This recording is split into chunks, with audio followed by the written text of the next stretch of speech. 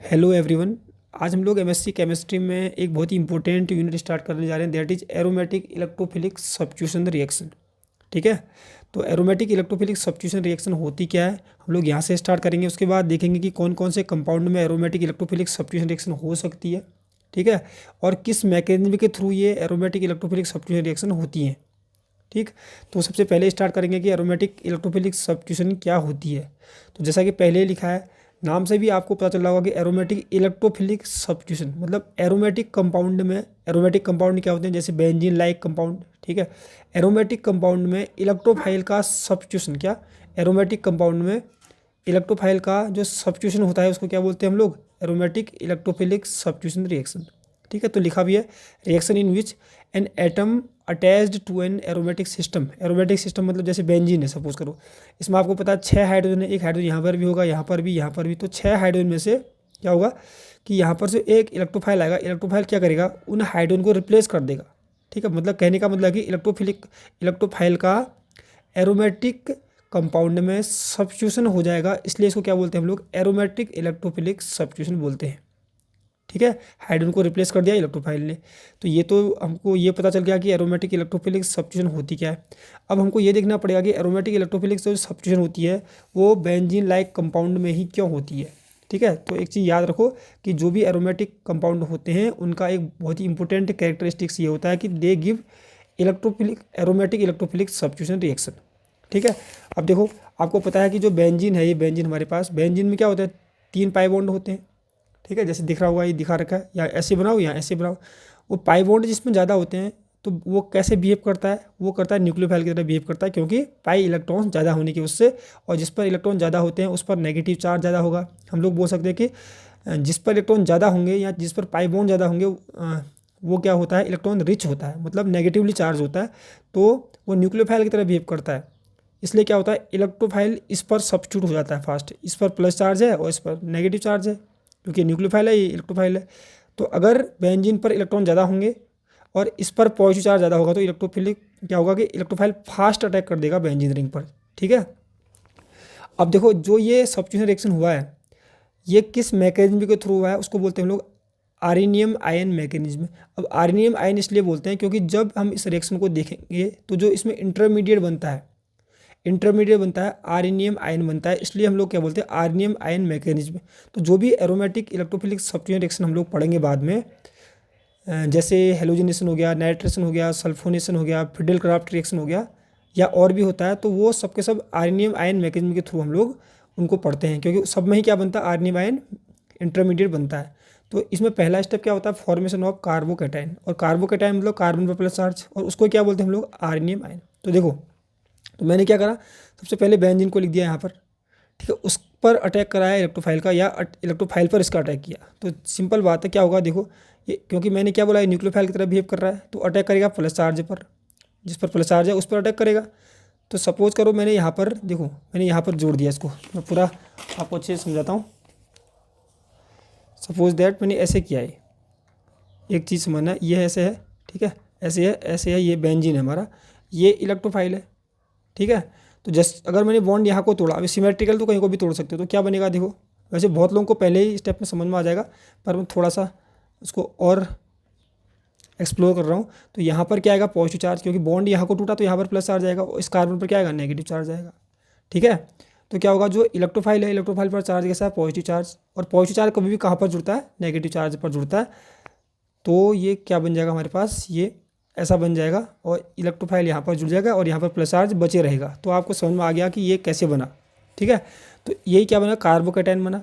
अब ये जो कार्बोकैटायन है इसमें देखो, अब इसमें क्या है, रेजोनेंस है। रेजोनेंस कब होता है, जब कंजुगेशन होता है। कंजुगेशन के लिए डबल सिंगल पॉजिटिव कंडीशन है, देखो डबल सिंगल पॉजिटिव, तो डबल सिंगल पॉजिटिव। तो इस कार्बोकैटायन को, कार्बन प्लस चार्ज है इसलिए इसको कार्बोकैटायन बोल रहे हैं, इस कार्बोकैटायन को स्टेबलाइज करने के लिए ये बॉन्ड यहाँ को शिफ्ट हो जाएगा। ठीक है, जिससे क्या हो जाएगा, इस कार्बन और इस कार्बन के बीच में तो डबल बॉन्ड आ जाएगा ऐसे, ये देखो यहाँ डबल बॉन्ड आ गया, ये तो एज इट इज रहेगा जैसा था ऐसे। ठीक है, और ये प्लस चार्ज कहाँ पर आएगा, यहाँ पर आएगा।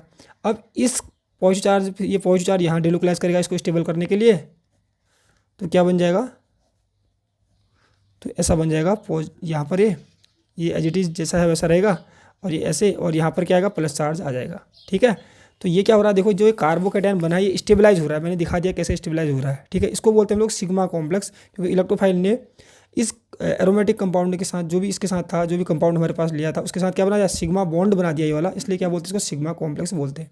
ठीक है, अब इसको हम लोग आर्नियम आयन या वीलैंड कॉम्प्लेक्स इंटरमीडिएट बोलते हैं, क्योंकि ये साइंटिस्ट के नाम पर वीलैंड इंटरमीडिएट रखा है इसका, और इसको ही क्या बोलते हैं, आर्नियम आयन। अब ओवरऑल हम इसको कैसे लिख सकते हैं, देखो आप देखो, यहाँ पर भी बॉन्ड ब्रेक हुआ। ठीक है, बॉन्ड ब्रेक, देखो यहाँ पर भी बॉन्ड ब्रेक हुआ, यहाँ पर भी बॉन्ड ब्रेक हुआ, और यहाँ पर भी बॉन्ड ब्रेक हुआ। तो हम लोग ओवरऑल इसको ऐसे लिख सकते हैं, कैसे, dot dot dot dot dot. ठीक है, डॉट मतलब partial bond formation, partial bond breaking, और ई, और यहाँ पर देखो इस कार्बन की वैलेंसी कितनी हो रही है, 1 2 3, तो इसका मतलब यहाँ पर भी हाइड्रोजन होगा, और यहाँ पर प्लस चार्ज ओवरऑल ये लगा दिया। तो इसको क्या बोलते हैं हम लोग, विलैंड इंटरमीडिएट या आर्नियम आयन बोलते हैं इसको। ठीक है, आर्नियम आयन, ये पहला स्टेप हो गया। अभी इलेक्ट्रोफिलिक अटैक हो रहा है, इसको इलेक्ट्रोफाइल अटैक के थ्रू क्या बना, कार्बोकैटायन बना। अब जो ये स्टेप होता है ये स्लो होता है। स्लो स्टेप क्या होता है, रेट डिटरमाइनिंग स्टेप, शॉर्ट में लिख देता हूँ RDS। ठीक है, रेट डिटरमाइनिंग स्टेप होता है, और इस स्टेप में आप देखो कितने रिएक्टेंट ने पार्टिसिपेट किया है, एक इलेक्ट्रोफाइल ने पार्टिसिपेट किया है और एक बेंजीन ने पार्टिसिपेट किया है। तो क्योंकि जो रेट डिटरमाइनिंग स्टेप है उसमें जितने पार्टिकल या जितने एटम्स या जितने कंपाउंड इन्वॉल्व होते हैं, उसी के हिसाब से इसको बोलते हैं हम लोग ऑर्डर ऑफ रिएक्शन। तो दो ने रेट डिटरमाइनिंग स्टेप में दो मॉलिक्यूल ने, एक बेंजीन ने और इलेक्ट्रोफाइल ने पार्टिसिपेट किया है, इसलिए इसका ऑर्डर क्या होगा, 1 और 1 2। तो ये सेकंड ऑर्डर काइनेटिक्स को फॉलो करती है रिएक्शन। ठीक है, तो पहला स्टेप आपको समझ में आ गया होगा।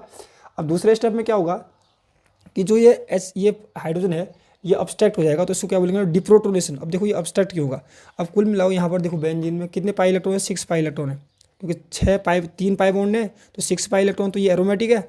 अब यहाँ पर देखो ये कैसा बन गया हमारा, ये एरोमेटिक से हमारा क्या बन गया, ये एरोमेटिक, यहाँ एरोमेटिक कंपाउंड क्या होते हैं, स्टेबल होते हैं। ये 4 पाई इलेक्ट्रॉन होंगे, तो 4 पाई क्या होगा, या तो नॉन एरोमेटिक हो सकता है, तो एंटी एरोमेटिक हो सकता है। ठीक है, तो ये हो गया हमारा नॉन एरोमेटिक कंपाउंड बन गया, जिससे एरोमेटिक स्टेबल होता है, ये अनस्टेबल होता है। ठीक है, अब क्योंकि अब हमको इसको स्टेबल करना है, स्टेबल कैसे होगा, जब हम इस प्रोटॉन को अब्स्ट्रैक्ट करेंगे और ये प्रोटॉन का जो बॉन्ड है ये यहाँ पर शिफ्ट हो जाएगा, कहाँ पर, यहाँ पर शिफ्ट हो जाएगा। ठीक है, वो दूसरा स्टेप होता है डिप्रोटोनेशन। एरोमेटिसिटी दोबारा लाने के लिए डिप्रोटोनेशन स्टेप किया जाता है। तो यहाँ पर देख सकते हो कोई बेस आया। ठीक है, बेस ने क्या करा, इस प्रोटॉन को अब्स्ट्रैक्ट करके, और ये वाला पाई जो सिंगल बॉन्ड है इस कार्बन और इस कार्बन के बीच में बन जाएगा ये। ठीक है, तो ये क्या बन गया हमारा, फिर से सब्स्टिट्यूटेड प्रोडक्ट बन गया। इलेक्ट्रोफाइल ने सब्स्टिट्यूशन कर दिया है एरोमेटिक पर, फिर से इसमें कितने पाई इलेक्ट्रॉन आ गए, 6 पाई इलेक्ट्रॉन आ गए, तो ये फिर से एरोमेटिक बन गया। तो लिखा है the first step is determining step and the reaction follows second order kinetics. Second order kinetics को क्यों फॉलो करती है मैंने पहले बता दिया है। ठीक है, दूसरा स्टेप होता है फास्ट स्टेप। इस स्टेप का इस स्टेप का रेट पर कोई इफेक्ट नहीं पड़ता है। तो ये तो हो गया हमारा एरोमेटिक इलेक्ट्रोफिलिक सब्स्टिट्यूशन रिएक्शन की जनरल मैकेनिज्म। अब जो भी इसके टाइप्स होते हैं कॉमनली यूज, जैसे हेलोजिनेशन हो गया, नाइट्रेशन हो गया, सल्फोनेशन हो गया, उनको हम लोग 1 बाय 1 डिस्कस करेंगे। तो सबसे पहले हम लोग डिस्कस करेंगे हेलोजिनेशन।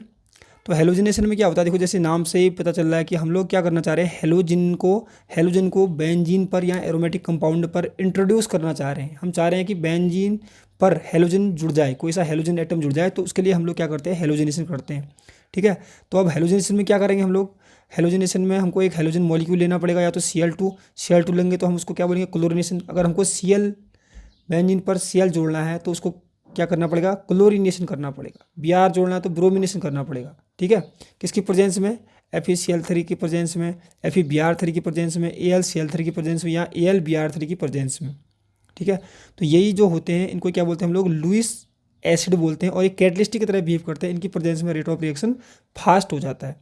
ठीक है, तो सबसे पहले हम लोग बेंजीन लेंगे, उसका क्लोरीन के साथ रिएक्शन कराएंगे, तो उसको क्या बोले, क्लोरीनेशन। तो एक Cl आके यहाँ पर जुड़ जाएगा, ये हो गया क्लोरोबेंजीन।